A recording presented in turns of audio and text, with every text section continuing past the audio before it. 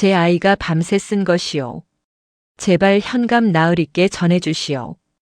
관아 마당에 무릎을 꿇은 사내의 손에는 종이 한 장이 들려 있었습니다. 냄새가 지독했지만 그 눈빛만큼은 꺾이지 않았지요. 이야기는 12해 전 겨울로 거슬러 올라갑니다. 그해 겨울은 유달리 혹독했습니다. 눈이 허리춤까지 쌓였고 강물은 바닥까지 얼어붙었지요. 사람들은 문을 걸어 잠그고 움츠러들었습니다. 장터도 파장이었습니다. 상인들은 짐을 싸서 떠났고 거리에는 인적이 끊겼지요. 그 텅 빈 장터 한켠 좌판 뒤편에 버려진 갓난아기가 있었습니다. 막동이 그 아이를 발견한 것은 저물녘이었습니다. 막동은 마을에서 똥장수로 일하는 사내였습니다. 양반집 뒷간을 돌며 인분을 퍼다 나르는 일이었지요. 고된 데다 냄새가 지독해서 아무도 하려들지 않는 일이었습니다. 마을 사람들은 막동을 보면 멀리서부터 돌아서 걸었습니다. 장터에서 마주치면 코를 막고 눈길을 피했지요.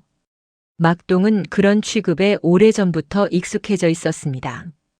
애초에 상처를 받으려면 기대가 있어야 하는 법인데 막동은 세상에 기대하는 것이 없었습니다. 젊은 시절 막동은 한 양반 집안의 청지기로 일했습니다. 성실하고 눈치가 빠른 사내였지요. 주인 어른이 아끼는 사내이기도 했습니다. 그런데 어느 해 그 집안에서 은자꾸러미 하나가 사라지는 일이 생겼습니다. 아무도 손을 댄 사람이 없다고 했지만 결국 가장 천한 신분의 막동이 의심을 받았지요. 막동은 결백을 주장했지만 아무도 들어주지 않았습니다. 매를 맞고 쫓겨났습니다. 나중에 진짜 범인이 따로 있었다는 것이 밝혀졌지만 그때는 이미 막동이 마을을 떠난 뒤였지요. 다시 돌아가지 않았습니다. 억울함보다는 허무함이 더 컸습니다. 세상이 그런 것이라면 그냥 그런 것이려니 하고 막동은 마음의 문을 닫아 걸었습니다. 그저 하루하루 먹고 살면 그만이었지요. 감정이라는 것을 오래전에 어딘가에 묻어둔 사람처럼 막동은 항상 무표정했습니다. 막동이 도원을 발견한 것은 그런 사내가 하루 일을 마치고 돌아가는 길이었습니다. 뒷간을 돌다 보면 저녁 무렵에야 몸을 풀 수 있었지요. 장터를 가로질러 가는 것이 가장 빠른 길이었는데 그날은 눈이 너무 많이 쌓여 길목 곳곳이 막혀 있었습니다. 막동은 좌판 사이 좁은 골목으로 돌아서 걷다가 발을 멈췄습니다. 그런 막동이 좌판 뒤편에 쪼그라든 핏덩어리를 보고 멈춰 선 것이었습니다. 아기는 온몸이 파랗게 질려 있었습니다. 입술이 하얗게 굳어가고 있었고 작은 손은 떨림조차 멈춘 것 같았지요. 막동은 한참을 서서 내려다보았습니다. 주변에는 아무도 없었습니다. 모른 척 지나치면 그만이었지요. 어차피 자신도 하루 벌어 하루 먹는 신세였습니다. 남의 아이를 건사할 여력이 없었지요. 누가 보는 것도 아니었습니다. 막동은 저고리를 벗었습니다. 한겨울에 상의를 벗으니 살을 애는 바람이 몰아쳤지만 막동은 아기를 그 안에 감싸들고는 품에 꼭 안았습니다. 자신의 체온으로 꺼져가는 작은 불씨를 되살리려 한 것이었지요. 한참을 그렇게 서 있었습니다. 그러자 아기가 희미하게 숨을 내쉬기 시작했습니다. 그리고는 눈을 떴지요. 까만 눈동자가 막동을 올려다보았습니다. 막동은 평생 처음으로 가슴이 시렸습니다. 오래전 묻어두었던 무언가가 그 눈빛에 건드려진 것 같았지요. 그는 한동안 아기를 내려다보다가 발걸음을 돌려 집으로 걸어갔습니다. 왜 그랬는지 자신도 알 수 없었습니다. 그냥 그렇게 되었지요. 아기의 손에는 옥패 하나가 쥐어져 있었습니다. 작고 정교하게 만들어진 것이었는데 그를 모르는 막동은 거기 새겨진 문양이 무엇인지 알 수 없었습니다. 그냥 아기 손에 쥐어진 것이니 아기 것이겠거니 하고 광 한켠에 얹어두었지요. 이름은 도원이라 지었습니다. 마을 훈장에게 부탁해 지은 이름이었습니다. 말로 사람의 마음을 움직이는 아이가 되길 바란다고 했더니 훈장이 말 언자를 써서 도원이라 해주었지요. 막동은 그 이름이 마음에 들었습니다. 제 이름도 제대로 못 쓰는 사내가 지어준 이름치고는 근사했지요. 도원을 키우는 것은 쉽지 않았습니다. 저지 없었습니다. 막동은 젖먹이는 안악이 있는 집을 찾아다니며 사정을 했지요. 코를 막고 문을 잠그는 집이 태반이었습니다. 그래도 막동은 포기하지 않았습니다. 마을을 샅샅이 돌아 결국 아이를 낳은 지 얼마 안 된 안악 하나를 찾아냈지요. 안악은 막동의 간곡한 눈빛을 보고는 가엾다며 젖을 나눠주었습니다. 막동은 날마다 그 집을 찾아갔습니다. 어떤 날은 비가 와도 어떤 날은 눈이 와도 빠지는 법이 없었지요. 안악은 그 사내가 대체 어떤 사람인가 싶었습니다. 그냥 데려다 버리면 그만일 텐데 하루도 빠짐없이 아이를 안고 오는 모습이 처음에는 이상해 보였는데 보면 볼수록 묘하게 마음이 숙연해졌습니다. 안악이 어느 날 물었지요. 당신 자식도 아닌데 왜 이렇게 애를 씁니까? 막동이 한참 만에 대답했습니다. 자식이지요. 제가 데려왔으니 제 자식이요. 도원이 첫 돌이 되던 날이었습니다. 막동은 장터에서 수수팥떡을 한 접시 사왔습니다. 한 해 일삭에서 가장 많은 돈을 쓴 날이었지요. 혼자 먹이기 아까워 젖동량 해준 안악에게 한 접시 나눠드리고 이웃에 몇 집 돌렸습니다. 남은 것을 도원 앞에 차려놓고 막동은 한참을 바라보았습니다. 돌잡이 물건도 변변치 않았습니다. 실과 엽전과 붓을 놓았지요. 도원은 기어가서 붓을 집었습니다. 막동은 그게 무슨 뜻인지 몰랐습니다. 그냥 도원이 붓을 좋아하는구나 싶었지요. 나중에 훈장이 그 이야기를 듣고 말했습니다. 문장가가 될 아이로구먼. 막동은 그 말이 무슨 뜻인지도 잘 몰랐습니다. 그래도 기분이 좋았지요. 그날 밤 도원이 잠든 뒤 막동은 오래도록 작은 붓을 손에 들고 바라보았습니다. 이 아이가 언젠가 이 붓으로 무언가를 쓸 것이라는 생각이 들었지요. 어떤 것인지는 몰랐지만 좋은 것일 것이라는 생각이 들었습니다. 도원은 자라면서 남달랐습니다. 빠른 것은 아니었습니다. 또래보다 말이 늦었고 걸음마도 늦었지요. 막동은 조바심을 내지 않았습니다. 그 아이가 자라는 속도대로 두었습니다. 밥을 잘 먹으면 기뻤고 잠을 잘 자면 다행이었습니다. 크게 바라는 것이 없었지요. 막동은 어차피 바라는 것이 많은 사람이 아니었습니다. 도원이 3살이 되던 해였습니다. 막동이 일을 마치고 돌아오는데 도원이 마당 한켠에 쭈그리고 앉아 무언가를 들여다보고 있었습니다. 다가가 보니 날개를 다친 참새 한 마리였지요. 도원은 그 새를 두 손으로 조심스럽게 감싸 들고 있었습니다. 새가 파닥이며 빠져나가려 했지만 도원은 놓지 않았습니다. 대신 소나귀에 힘을 빼고 그냥 담았지요. 한참 뒤 새가 파닥임을 멈추었습니다. 도원이 손을 천천히 펼치자 새는 잠시 그 자리에 앉아 있다가 날아갔습니다. 막동은 그 모습을 바라보다가 속으로 생각했습니다. 이 아이는 잡는 법이 아니라 담는 법을 태어나면서부터 아는 것 같구나. 그런데 도원이 4살이 되던 해봄 더 이상한 일이 생겼습니다. 이웃집 안악이 남편과 크게 다퉜습니다. 목소리가 담을 넘어 들렸지요. 도원이 막동의 손을 뿌리치고 이웃집 쪽으로 걸어갔습니다. 안악이 마당에 나와 눈이 빨개진 채 허공을 노려보고 있었지요. 도원은 안악의 앞에 가서 가만히 섰습니다. 그리고 한참을 올려다보다가 말했습니다. 아주머니 많이 속상하시죠? 안악은 그 한마디에 그만 울음을 터뜨렸다고 했습니다. 4살짜리가 무슨 말을 얼마나 알겠냐 싶었는데 그 아이는 어딘지 모르게 사람 마음속을 들여다보는 것 같았지요. 막동은 그날 저녁 도원의 얼굴을 오래 들여다보았습니다. 이 아이가 보통 아이가 아니라는 생각이 처음으로 들었습니다. 그러면서도 한편으로는 그 생각이 두려웠습니다.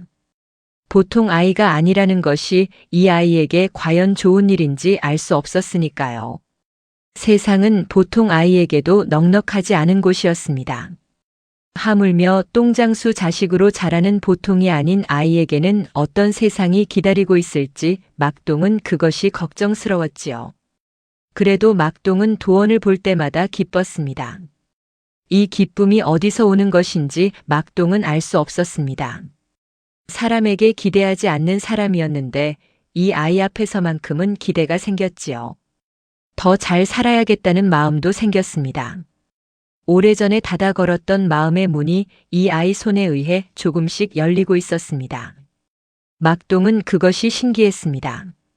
도원이 6살이 되자 그런 일이 더 잦아졌습니다. 장터에서 두 상인이 싸우면 도원이 그 사이에 끼어들어 양쪽의 말을 번갈아 들어주었습니다. 한쪽 편을 드는 법이 없었지요. 저 사람은 이래서 억울하고 이 사람은 이래서 화가 난 것이라고 조곤조곤 풀어내면 어느새 두 상인은 씩 웃으며 악수를 했습니다. 어른들이 고개를 갸우뚱했습니다. 저 아이 똥장수 자식 맞나. 그래도 막동의 아들이라 하면 냄새 난다고 손사래를 치는 것은 마찬가지였지요. 도원은 그런 취급을 받아도 크게 개의치 않았습니다. 아버지가 그런 취급을 받는 것을 어릴 때부터 보고 자랐으니 어쩌면 당연한 것이라 여겼는지도 모르겠습니다. 막동은 그런 도원을 보며 생각했습니다. 이 아이에게는 글이 필요하겠다. 말로 사람을 움직이는 재주가 있으니 글을 배우면 더 많은 사람을 도울 수 있을 것이었습니다. 막동은 그때부터 서당 훈장을 찾아가기 시작했습니다. 처음에는 단박에 거절당했습니다. 훈장은 코를 막으며 뒷걸음질을 쳤지요. 아, 당신 같은 사람 자식을 내가 어찌 받겠소. 냄새도 냄새려니와 양반집 도련님들이 좋아하지 않을 것이요. 막동은 고개를 숙이고 돌아섰습니다. 그러나 다음 날 또 찾아갔습니다. 그 다음 날도 또 그 다음 날도 찾아갔지요. 아무 말도 하지 않고 그냥 문 앞에 서 있었습니다. 훈장이 문을 열 때마다 막동이 거기 있었지요. 훈장은 점점 난처해졌습니다. 쫓아내기도 못하고 받아들이기도 못했습니다. 닷새째 되던 날 훈장이 문을 열며 소리쳤습니다. 왜 이리 끈질기게 구시오? 막동이 대답했습니다. 제 아이가 남다릅니다. 한 번만 봐주시오. 훈장은 어이없다는 표정으로 도원을 내려다보았습니다. 도원은 훈장을 올려다보며 조용히 말했습니다. 훈장 어른, 어제 주무시지 못하셨지요. 눈가가 많이 부어 있습니다. 훈장은 잠시 멈칫했습니다. 전날 밤 노모가 편찮아 밤새 곁을 지킨 것이었지요. 일면식도 없는 아이가 그것을 한눈에 알아차렸습니다. 훈장은 한참을 도원을 내려다보다가 입을 열었습니다. 학비는 석 달치를 먼저 내시오. 그래야 받겠소. 터무니없이 높은 금액이었습니다. 막동을 떼어내려는 속셈이 뻔했지요. 막동은 고개를 끄덕이고 돌아섰습니다. 그날부터 막동은 더 많은 일을 받았습니다. 새벽에 일어나 양반집 뒷간을 돌고 낮에는 묘를 팠습니다. 사람들이 귀신 붙는다며 꺼리는 일이었지만 막동은 개의치 않았지요. 저녁에는 다시 짐을 지고 산을 올랐습니다. 하루에 2가지 일을 하는 날도 있었고 3가지를 하는 날도 있었습니다. 밥 먹는 시간이 아까워 일하면서 먹었지요. 한 번은 무거운 지게를 지고 내려오다 발을 헛디뎌 넘어진 적이 있었습니다. 무릎이 찢어지고 손바닥이 다 긁혔지요. 막동은 옷고름으로 무릎을 묶고 다시 일어났습니다. 그리고 그날 저녁 집에 돌아와서도 도원에게는 아무 말도 하지 않았습니다. 도원이 아버지 무릎에 핏자국을 발견하고 왜 그랬냐고 물었습니다. 막동이 대답했습니다. 넘어졌다. 괜찮다. 그것뿐이었지요. 도원은 그날 밤 아버지가 잠든 것을 확인하고 나서야 소리 없이 울었습니다. 그렇게 3달을 버텼지요. 도원은 아버지가 저녁마다 쓰러지듯 누워 잠드는 것을 보았습니다. 감히 이유를 묻지 못했습니다. 어린 마음에도 알 것 같았으니까요. 어느 날 저녁 막동이 잠들기 전 도원이 그 거친 손을 살며시 잡았습니다. 막동이 눈을 뜨지 않은 채로 손을 꼭 쥐었지요. 그것으로 충분했습니다. 둘 사이에 말이 필요하지 않았습니다.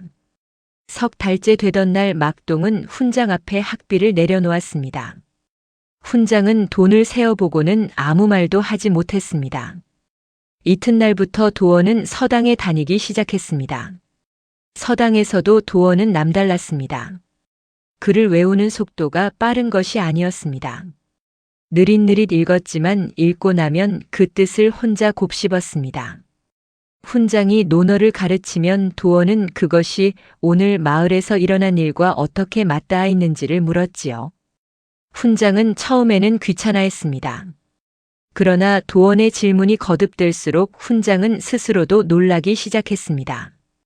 이 아이의 질문이 자신을 가르치는 것 같다는 생각이 들었기 때문이었습니다. 어느 날 훈장이 맹자를 가르치면서 백성이 가장 귀하고 사직이 그 다음이며 임금은 가볍다는 구절을 읽었습니다. 양반 자제들은 그 뜻을 묻지 않았지요. 어차피 외워야 할 것이었으니까요. 그런데 도원이 손을 들었습니다. 훈장님, 그럼 임금이 백성보다 귀하지 않다는 것이 맞는 말입니까? 훈장이 멈칫했습니다. 틀린 말은 아닌데 대답하기가 쉽지 않았지요. 훈장은 한참 만에 대답했습니다. 그렇다. 맹자가 그리 말씀하셨다. 도원이 고개를 끄덕였습니다. 그렇다면 백성이 억울한 것을 임금이 모른다면 그건 임금이 제 본분을 모르는 것과 같겠군요. 훈장은 도원을 오래 바라보았습니다. 이 아이가 언젠가 큰일을 할 것이라는 예감이 든 것은 그때였습니다. 양반 자제들의 텃세는 심했습니다. 냄새 난다며 도원의 옆자리를 피했고 집에 돌아가는 길에 흙을 던지기도 했습니다. 도원은 울지 않았습니다. 그 아이들을 원망하지도 않았지요. 막동에게 배운 것이 있다면 그것이었습니다. 막동은 평생 남을 원망하는 법이 없었습니다. 억울한 일을 당해도 허허 웃고 넘겼지요. 원망이란 자기 속만 파먹는 것이라고 말로 가르친 적은 없었지만 도원은 몸으로 배워 알고 있었습니다. 한 번은 괴롭히던 도련님 하나가 집에서 크게 혼나 눈이 벌겋게 부어올라 서당에 왔습니다. 아무도 그 사정을 몰랐지요. 그런데 도원이 슬그머니 그 도련님 곁에 앉아 아무 말 없이 함께 있어 주었습니다. 도련님은 처음엔 눈을 흘겼지만 도원이 아무런 말도 하지 않고 그냥 옆에 앉아 있으니 이내 어깨에서 힘이 빠졌습니다. 그 도련님은 그날 이후 도원에게 흙을 던지지 않았습니다. 오히려 다른 아이들이 도원을 건드리려 하면 막아서는 일도 생겼지요. 말 한마디 없이 곁에 있어주는 것만으로 사람을 움직이는 아이였습니다. 도원이 8살이 되던 해봄이었습니다. 마을 어귀에 할머니 한 분이 홀로 사셨는데 손발이 불편해서 나다니기가 어려운 분이었지요. 동네 사람들이 가끔 들여다보기는 했지만 자주는 아니었습니다. 도원은 서당에 오가는 길에 매일 그 집 앞을 지났습니다. 어느 날 아침 도원이 문을 두드렸습니다. 할머니, 저 도원이에요. 물 좀 길어다 드릴까요? 할머니는 처음엔 놀랐지요. 똥장수 자식이 왜 왔나 싶었을 테지만 도원이 해맑게 서 있으니 뭐라 하기도 어려웠습니다. 그날 이후 도원은 서당에 가기 전 그 집에 들러 물을 길어다 놓고 갔습니다. 하루도 빠지지 않았지요. 막동은 그것을 알고 있었지만 말하지 않았습니다. 말하면 도원이 쑥스러워할 것 같았거든요. 그냥 모른 척 했습니다. 어느 날 저녁 할머니가 막동을 불러 세웠습니다. 막동 씨, 당신 아이 참 잘 키웠소. 막동은 빙긋 웃었습니다. 제가 키운 게 아니라 저 아이가 제 스스로 큰 것이지요. 할머니가 고개를 끄덕였습니다. 그게 다 아비 덕이요. 막동은 그 말을 듣고 집에 돌아오는 내내 기분이 좋았습니다. 평생 그렇게 기분이 좋은 날이 별로 없었지요. 그날 저녁 도원에게 밥을 한술 더 퍼주었습니다. 도원이 왜냐고 물었습니다. 막동이 대답했습니다. 그냥 오늘 기분이 좀 좋아서. 도원은 고개를 갸우뚱하다가 밥을 먹었지요. 도원이 10살이 되던 해 마을에 새 현감이 부임했습니다. 이름은 박치원이라 했습니다. 처음 부임했을 때는 인자한 척을 했지요. 백성들의 사정을 듣겠다며 관아문을 열어두었습니다. 마을 사람들은 기대를 품었지요. 오랫동안 수탈만 당하다 보니 조금만 친절하게 굴어도 좋은 사람처럼 보이는 법이었습니다. 상인들은 장사가 좀 나아지려나 싶어 안도했고 농부들은 올봄 씨앗값이라도 건질 수 있겠거니 했지요. 마을이 오랜만에 조금 밝아지는 것 같았습니다. 한데 한 달이 지나자 본색이 드러났습니다. 온갖 명목을 붙여 세금을 걷기 시작했습니다. 길을 고쳤으니 도로세를 내라, 물길을 잡았으니 수리세를 내라, 하다못해 봄 제사를 올렸으니 재양세를 내라 했지요. 처음에는 터무니없다고 웅성거리던 사람들도 아전들이 들이닥쳐 멱살을 잡으면 어쩔 수 없이 내야 했습니다. 박치원은 윗선에 줄이 닿아 있어 고을 아전들도 쉽게 거스르지 못했지요. 장터의 활기가 사라졌습니다. 사람들은 다시 문을 걸어 잠그기 시작했지요. 기대했던 만큼 실망이 컸습니다. 막동이 일하는 양반집도 피해를 입었습니다. 그 집 주인은 본래 막동에게 퍽 고마워하는 사람이었습니다. 남들이 꺼리는 일을 군말 없이 해주는 데다 성실하기로는 마을에서 둘째가라면 서러운 사내였으니까요. 주인은 막동이 오면 사랑채 앞에 물 한 그릇을 내어놓기도 했고 명절이면 쌀 한 되를 챙겨주기도 했습니다. 그래서 막동도 이 집을 좋아했지요. 일이 많고 냄새가 지독해도 이 집 마당에 들어서면 마음이 좀 편했습니다. 그런데 박치원이 부임하고 나서 그 집도 살림이 어려워졌습니다. 주인은 막동에게 미안한 얼굴로 말했지요. 막동 씨, 이번 달도 삭슬 못 드리겠소. 정말 미안하오. 막동은 괜찮다고 했습니다. 주인이 일부러 그러는 것이 아니라는 걸 알았으니까요. 그렇게 삭슬 석 달째 받지 못하고 있었지요. 막동은 말없이 일을 계속했습니다. 어차피 이 사람도 딱한 처지라는 것을 알았으니까요. 그러다 겨울이 되자 관아에서 아전이 찾아왔습니다. 밀린 세금을 내지 못하면 막동을 데려가겠다는 것이었지요. 양반집 주인이 막동을 볼 낯이 없어 고개를 돌리는데 막동은 담담하게 자리에서 일어섰습니다. 그러자 도원이 막아섰습니다. 아버지, 사흘만 기다려주세요. 막동은 도원을 내려다보았습니다. 10살짜리 아이의 눈빛이 단호했지요. 막동은 말없이 고개를 끄덕였습니다. 아전은 못마땅한 표정을 지었지만 그 눈빛에 눌렸는지 입을 다물고 돌아섰습니다. 도원은 그날 밤부터 글을 썼습니다. 훈장에게 배운 것들을 하나하나 끌어모았습니다. 현감이 걷어간 세금이 얼마인지, 어떤 명목으로 걷었는지, 그것이 나라에서 정한 법도와 어떻게 어긋나는지를 조목조목 적었지요. 밤새 썼다 지웠다를 반복했습니다. 말은 잘해도 글로 옮기는 것은 달랐습니다. 말은 그 자리에서 상대방을 보며 할 수 있지만 글은 보이지 않는 사람을 설득해야 했지요. 도원은 그 차이를 알았습니다. 그래서 더 공을 들였습니다. 첫 줄을 쓰고 지우기를 수도 없이 반복했습니다. 어떤 말로 시작해야 읽는 사람의 마음이 열릴지 도원은 그것을 먼저 생각했습니다. 글은 쓰는 사람의 것이 아니라 읽는 사람의 것이라는 것을 10살짜리 아이가 이미 알고 있었던 것이지요. 막동이 쿨쿨 코를 골며 자는 소리가 들렸습니다. 도원은 그 소리를 들으며 글을 썼습니다. 저 사람이 저렇게 자야 한다. 아무 걱정 없이. 그러려면 이 글이 제대로 닿아야 한다. 새벽 달기 울 무렵 글이 완성되었습니다. 도원은 막동을 흔들어 깨웠습니다. 아버지, 이것을 관아에 가지고 가세요. 막동은 글을 읽을 줄 몰랐습니다.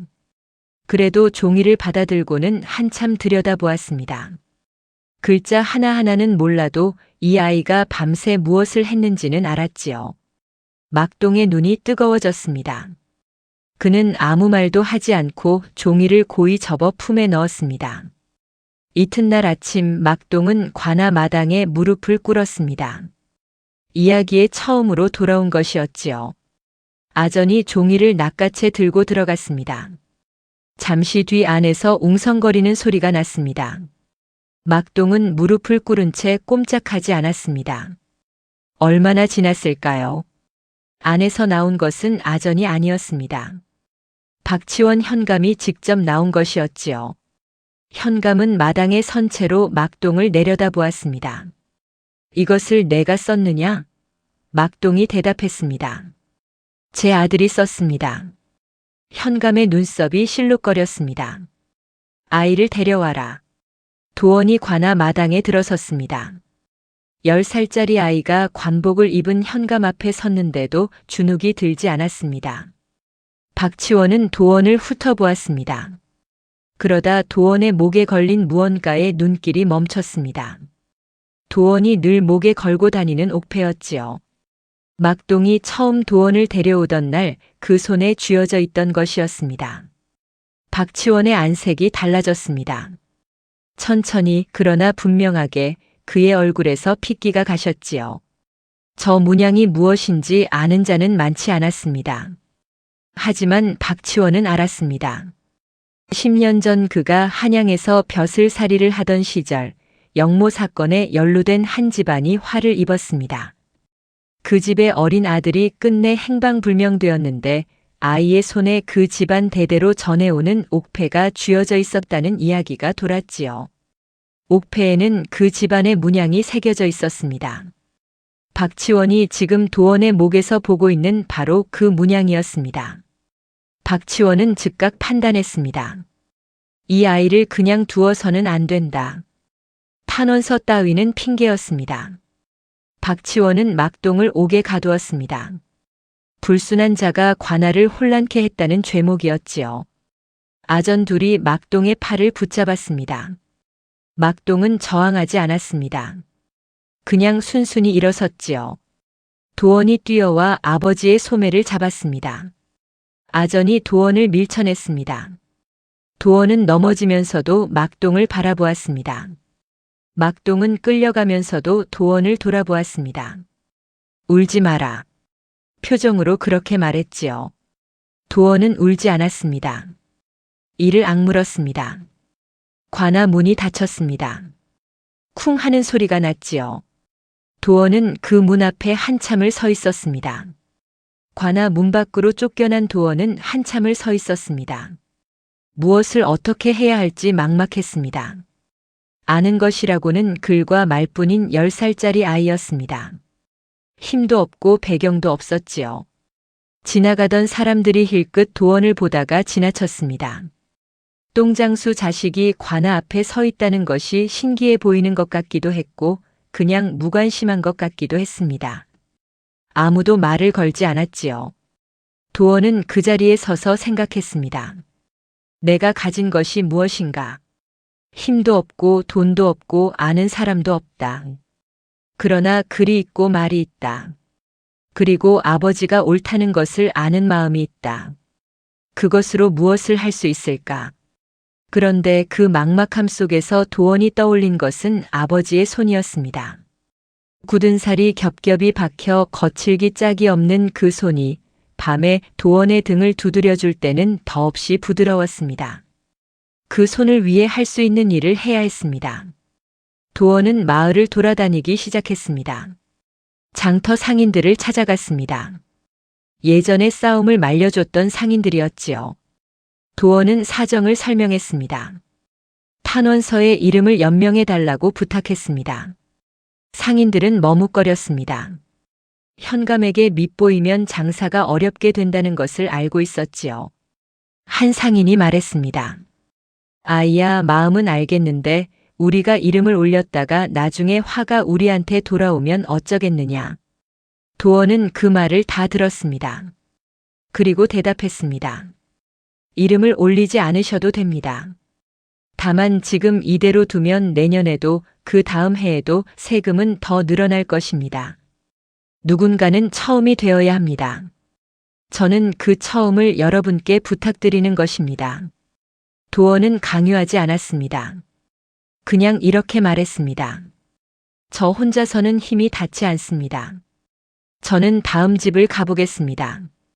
그리고 발걸음을 돌렸지요. 상인 하나가 도원의 뒷모습을 보다가 소리쳤습니다. 잠깐 나는 쓰겠소. 옆에 있던 다른 상인도 머뭇거리다 고개를 끄덕였습니다. 도원은 그 길로 마을 안쪽으로 들어갔습니다. 세금 때문에 소를 팔았다는 농부를 찾아갔습니다. 농부는 처음에는 도원이 어린 아이인데다 똥장수 자식이라는 것을 알고 대수롭지 않게 여겼지요. 그런데 도원이 차분히 이야기를 풀어나가는 것을 듣다 보니 이 아이가 단순히 아버지 때문에 울고불고 부탁하러 온 것이 아니라는 것을 알았습니다. 자기 처지와 남의 처지를 한데 묶어 조곤조곤 설명하는 솜씨가 어른보다 나았지요. 농부는 결국 붓을 들었습니다. 서당 훈장도 찾아갔습니다. 한때 도원을 문전박대하던 훈장이었지만 도원의 이야기를 다 듣고 나서는 조용히 붓을 들었습니다. 다만 이름을 쓰기 전에 한마디를 했지요. 내 아비가 석 달치 학비를 가져오던 날 나는 그 돈이 어떻게 모인 돈인지 알았다. 그날 이후 나는 내 아비를 다르게 보았느니라. 훈장은 그렇게 말하고는 이름을 썼습니다. 도원은 허리를 깊이 굽혀 인사했습니다. 그렇게 하루 사이에 18명의 이름이 탄원서에 올랐습니다. 그 무렵 고을에는 낯선 나그네가 머물고 있었습니다. 행색이 남루했지만 눈빛이 예사롭지 않았지요. 장터 주막에 자리를 잡고 이것저것 물어보는 것이 장사치 같기도 했지만 장사치 치고는 물건에 관심이 없었습니다. 사람 이야기에만 귀를 기울였지요. 그의 이름은 이한규였습니다. 한양에서 내려온 암행어사였지만 아는 사람은 아무도 없었습니다. 임금이 박치원의 비리에 대한 풍문을 듣고 몰래 내려보낸 것이었지요. 그러나 증거가 없었습니다. 박치원이 교활한 자라 문서를 남기지 않는 편이었습니다. 이한규는 고을을 며칠째 돌아다니며 백성들의 이야기를 들었지만 입을 여는 사람이 많지 않았습니다. 당하고 있다는 것을 알면서도 겁이 앞섰지요. 이한규는 조급해지기 시작했습니다. 이한규는 도원이 마을을 돌아다니는 것을 지켜보았습니다. 10살짜리 아이가 어른들을 찾아다니며 이름을 받아내는 모습이 예사롭지 않았지요. 이한규는 도원을 불러 세웠습니다. 아이야, 무엇을 하고 다니는 것이냐? 도원은 잠시 이한규를 살펴보았습니다. 무언가를 판단하는 눈빛이었지요. 그리고는 사정을 이야기했습니다. 거짓말도 보탬도 없이 있는 그대로 말했지요. 이한규는 듣는 내내 아무 표정도 짓지 않았습니다. 도원이 이야기를 다 마치자 이한규가 물었습니다. 두렵지 않으냐? 도원이 대답했습니다. 아버지가 더 무서운 일을 저보다 훨씬 오래 하셨습니다. 제가 두려워할 자격이 없습니다. 이한규는 눈을 가늘게 떴습니다. 오래 침묵했다가 고개를 한번 끄덕였습니다. 그것이 전부였지요. 이튿날 도원은 다시 관하로 갔습니다. 이번에는 연명 탄원서를 들고 있었습니다. 아전이 막으려 했지만 도원은 멈추지 않았습니다. 현감 나으리, 저는 아버지를 데리러 왔습니다. 박치원이 마당으로 나왔습니다. 그는 싸늘하게 도원을 내려다보았습니다. 내 아비는 관아를 어지럽힌 죄인이다. 마음대로는 안 된다. 도원이 탄원서를 내밀었습니다. 여기에 마을 사람 18배 이름이 있습니다. 저희가 어지럽힌 것이 아니라 법도에 어긋난 세금을 거두어 어지럽힌 것이 누구인지 이것으로 알 수 있을 것입니다. 박치원의 얼굴이 굳었습니다. 말을 잃었지요. 그때였습니다. 관아 바깥에서 발소리가 들렸습니다. 이한규가 마패를 들고 걸어 들어왔습니다. 암행어사 출두요. 목소리가 마당을 울렸습니다. 아전들이 화들짝 무릎을 꿇었습니다. 박치원도 굳은 얼굴로 무릎을 꿇었지요. 이한규는 천천히 박치원 앞에 섰습니다. 그리고 도원의 탄원서를 받아들었습니다. 처음부터 끝까지 읽었습니다. 읽는 내내 고개를 끄덕였습니다. 도원아, 이것을 내가 썼느냐? 이한규가 물었습니다. 그렇습니다. 도원이 대답했습니다. 이한규는 탄원서를 접어 품에 넣었습니다. 그리고는 박치원을 향해 말했습니다. 10살짜리 아이가 쓴 글에 반박할 말이 있으면 해보시오. 박치원은 아무 말도 하지 못했습니다. 결국 박치원은 그날로 파직되었습니다. 불법으로 거두어들인 세금은 모두 백성들에게 돌려주도록 명이 내려졌지요. 막동은 옥에서 풀려났습니다. 옥에서 며칠을 보낸 탓에 얼굴이 수척해져 있었습니다. 수염도 자라 있었고 눈밑이 푹 꺼져 있었지요. 관아 문을 나서는데 도원이 마당에 서 있었습니다. 둘은 한참을 말없이 마주 보았습니다. 막동이 먼저 다가가 도원의 머리를 끌어안았습니다. 거칠고 냄새나는 손이었습니다. 도원은 그 손을 두 팔로 붙잡았습니다. 아버지 냄새가 났지요. 옥에서 며칠을 보냈어도 이 사내의 냄새는 변하지 않았습니다. 세상에서 가장 익숙한 냄새였습니다. 둘은 한참을 그렇게 있었습니다. 그때 멀리서 발소리가 들렸습니다. 막동이 일하던 양반집 주인이었습니다. 주인은 막동을 보자마자 달려왔지요. 막동 씨, 미안하오. 내가 삭도 못 드리고 이런 일까지 당하게 해서 정말 미안하오. 주인의 눈이 빨개져 있었습니다. 막동이 고개를 저었습니다. 괜찮습니다. 나으리도 어쩔 수 없으셨을 것입니다. 주인이 도원을 보았습니다. 이 아이가 내 아이냐? 막동이 고개를 끄덕였습니다. 내 아들입니다. 주인은 도원을 한참 바라보다가 말했습니다. 장하다. 정말 장한 아이구나.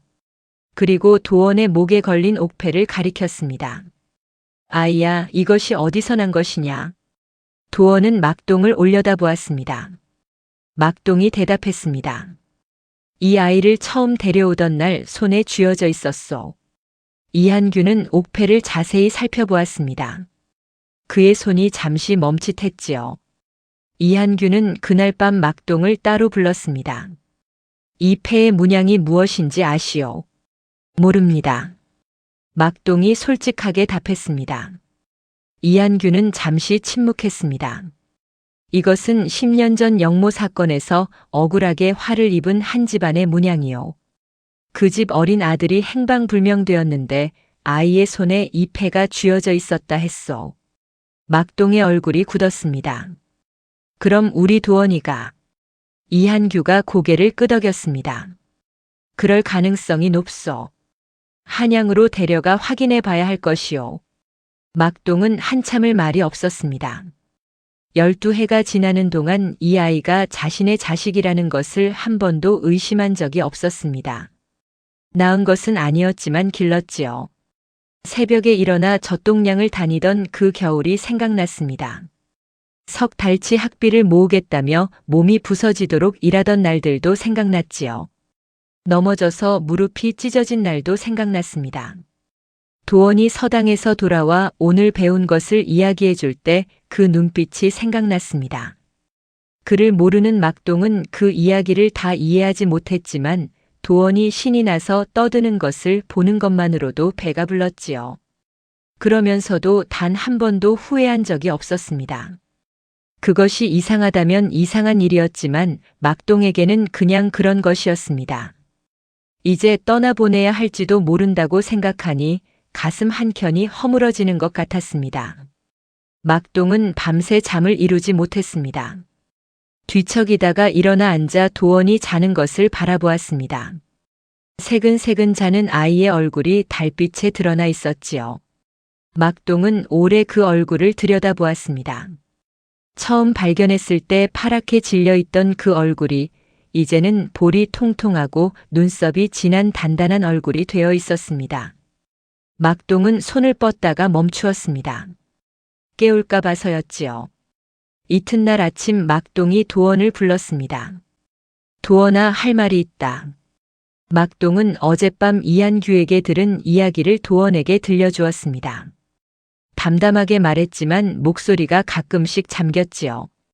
도원은 아버지의 이야기를 끝까지 들었습니다. 그리고는 천천히 고개를 저었습니다. 아버지, 저는 아버지의 아들입니다. 막동이 도원을 바라보았습니다. 도원이 말을 이었습니다. 제가 누구의 피를 받았는지는 모릅니다. 하지만 저를 키운 것은 아버지의 손입니다. 그 손이 얼마나 거친지, 그 냄새가 얼마나 지독한지 저는 압니다. 그것이 저 때문이라는 것도 압니다. 그것을 알면서 어디를 가겠습니까?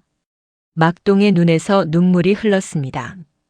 이한규가 조용히 끼어들었습니다.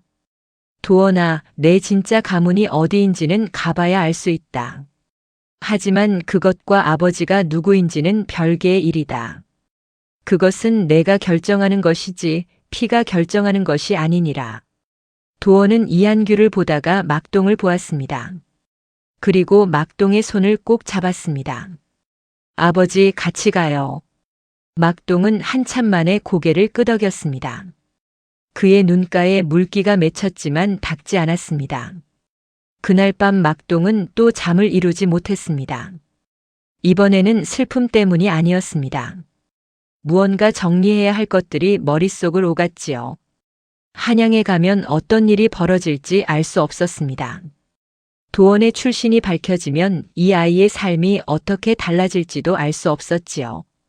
막동은 자신이 아는 것이 너무 없다는 것을 새삼 느꼈습니다. 글도 모르고 세상 물정도 어두웠습니다. 도원 곁에서 제대로 된 버팀목이 되어줄 수 있을지 자신이 없었지요.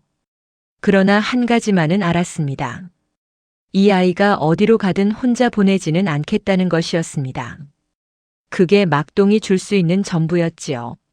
새벽이 되자 막동은 자리에서 일어났습니다. 낡은 보따리 하나를 꾸렸습니다. 도원의 것과 자신의 것을 함께 넣었지요. 짐이 많지 않았습니다. 평생 가진 것이 별로 없었으니까요. 이튿날 아침 셋은 한양을 향해 길을 나섰습니다. 이한규가 앞장서고 막동과 도원이 나란히 걸었습니다.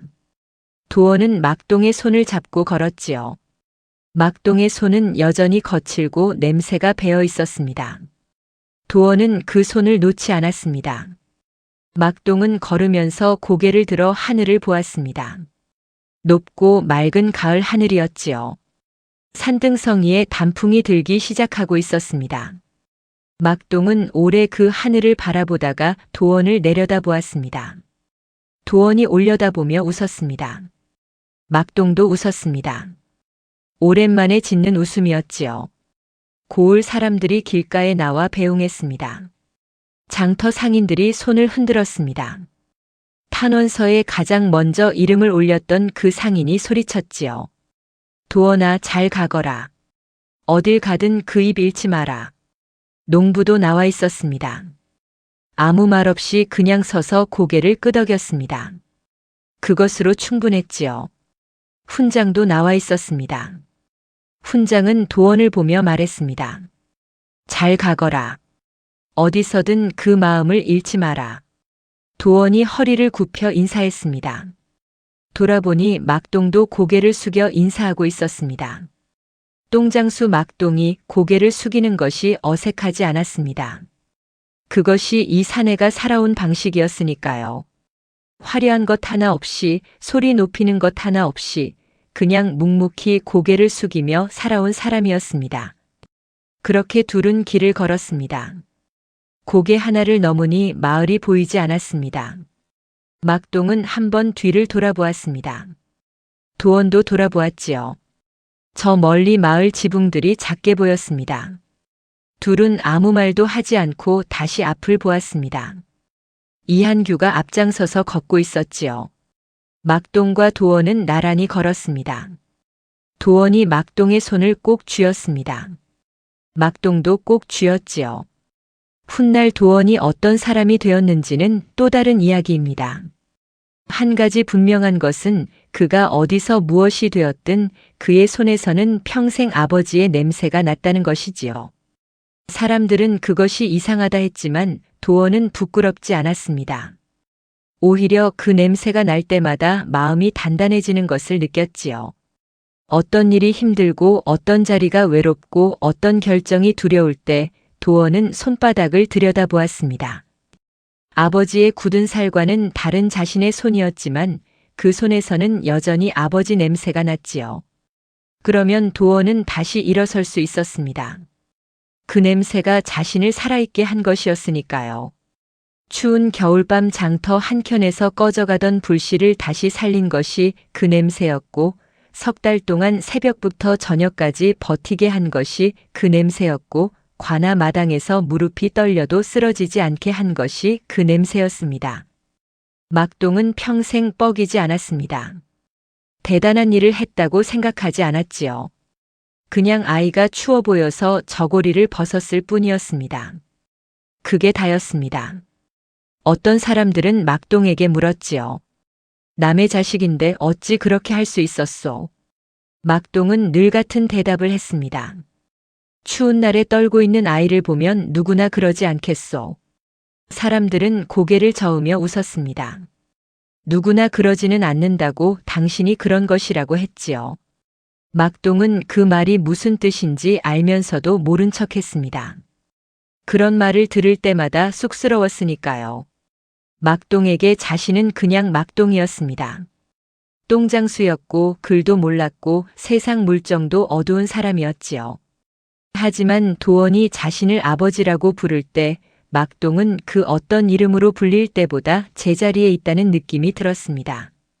세상이 이 사내를 알아주지 않아도 막동은 괜찮았습니다. 도원이 알고 있었으니까요. 그리고 도원은 평생 잊지 않았습니다. 그 거칠고 냄새나는 손을. 사람을 사람으로 만드는 것이 피인지 냄새인지, 아니면 그냥 어느 추운 저물녘 아무도 보지 않는 곳에서 저고리를 벗는 그 한순간인지. 당신은 어느 쪽이라고 생각하십니까? 1000가지 이야기, 1000개의 살. 조선의 골목과 산자락, 장터와 궁궐 어딘가에 묻혀있던 이야기들을 하나씩 꺼내어 들려드리는 채널 천일설화입니다. 오늘 이야기가 마음에 머무르셨다면 구독으로 곁에 두어 주십시오. 다음 이야기로 다시 찾아오겠습니다.